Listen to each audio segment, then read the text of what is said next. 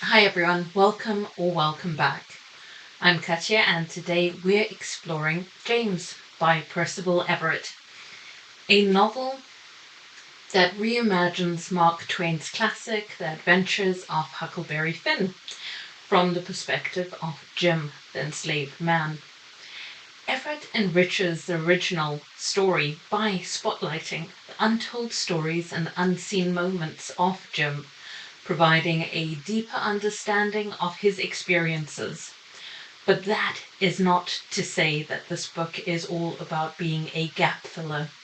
I appreciate that James actually stands well on its own.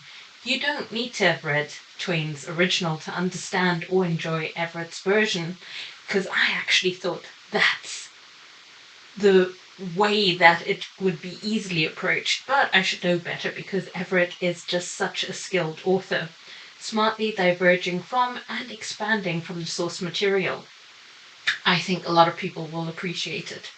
Though I'm also reminded of an article that I'll link in the video description. It was an interview in which Everett once mentioned regarding his book, The Trees, that he wouldn't mind writing a novel that everyone hated, but I suspect that he knows that not everyone will hate his work. Instead, this is a humorous awareness that for some people, his ability to challenge our perspectives as readers may be difficult to appreciate. In fact, I think that's minority. That's my opinion. I think a lot of people are going to love this. So, who is Percival Everett?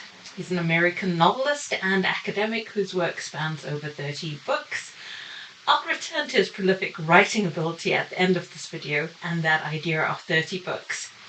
Everett is brilliant at tackling social issues, and his notable works include two that I'm familiar with, The Trees and Erasure, and now James, the latter of which, Erasure, was adapted into the 2023 film American Fiction. Now, Everett's narratives often challenge and satirize established norms and stereotypes within the literary and cultural landscape that we're in. For me, James earns 5 stars for having Everett pull us readers into the story with various narrative techniques. Central to James is the dual use of language as a tool of oppression as well as liberation. Everett skillfully depicts the slaves' strategic use of dialect around white characters, contrasting that with their use of standard English in private. This vivid dynamic is emphasized even more strongly when James meets a group of minstrels, where language and performance powerfully comment on oppression, autonomy, and hidden resistance among the enslaved. The film American Fiction, which was based on his book Erasure, similarly highlights paradoxes within the publishing industry and their approach in this story on race, showcasing through the struggles of an author's experience how black narratives are often constrained. Now, in the film, the author has to write a book that conforms to stereotypes of a black man raised in crime, poverty, violence, dysfunction, illiteracy, you name it. Despite the author actually wanting to write about characters that reflect his own very different life experience, one that is on the other spectrum of the stereotype. So this example of reductive narrative goes back to how the slaves in James used dialect in front of white people and standard English with one another, and various other examples in the book that I won't go into. Now, from The Trees, American Fiction, and James, I can see that Everett recurringly emphasizes the power of education and literacy. The narrative also touches on the concept of passing, exploring themes of racial identity and societal perception. Typically, it refers to a person of one racial group being accepted as another, often for social or economic benefits. Historically, it's very common in these sort of narratives where you have the survival strategy for African Americans during periods of oppressive racial segregation in the United States.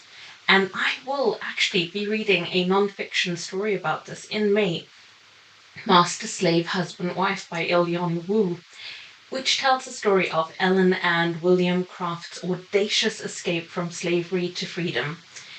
They defied immense odds, transforming their harrowing journey into a powerful symbol of resilience and the quest for liberty. Now, Ellen passed for a wealthy, disabled white man, and William posed as his slave. I use this example because I don't want to reveal anything about how Everett examines us with specific characters in James, but I thought it's a good segue and it tells you what I'm reading.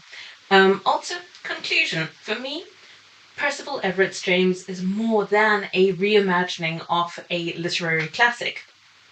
It's an exploration of identity, language, and survival, and more. Everett's masterful handling of themes like passing, the dual nature of language, and the raw realities of historical oppression engage, challenge, and enrich our understanding of the American literary landscapes. I recommend picking up a copy, and perhaps, like me, you'll find yourself returning to Everett's other works.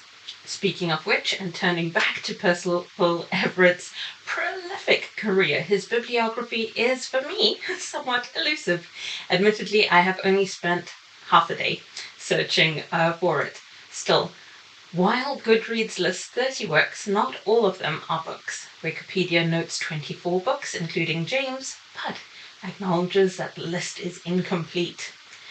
Pan Macmillan's author page and the 2022 Booker Prize announcement page both mention over 30 books, but don't actually link to a comprehensive list.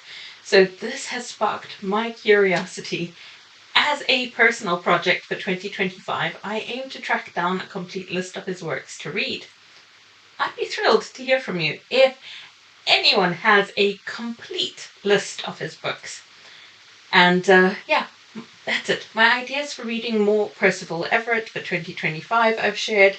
So thanks for watching. Remember to like and subscribe for more literary discussions and book reviews. Let me know what you thought of my thoughts. Did you have a similar experience reading it? Are you about to read it? Let's keep exploring the profound stories that shape and reshape our worldviews. Until next time, happy reading.